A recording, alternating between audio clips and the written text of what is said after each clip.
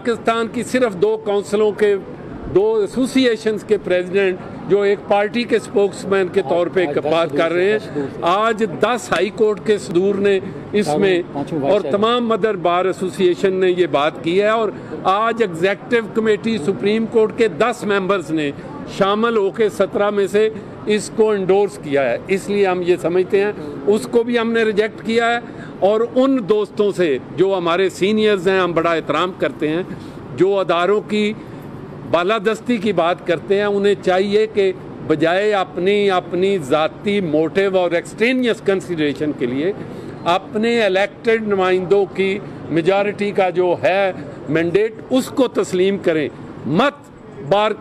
Association और lawyer community को तकसीम करने की अपने ज़ाती एजेंडा के। अगर उन्हें अपने सियासी पार्टियों से कहीं उनको इम्पोर्टेंस नहीं मिली तो उससे लॉयर कम्युनिटी का कोई उसमें कसूर नहीं है। इसी तरह उनको अगर नहीं किसी ने इलेक्ट किया तो वो भी लॉयर कम्युनिटी का नहीं। When they have been rejected by the community they should not try to make dissension between the community. ये फोरम डिसाइड करेगा और मैं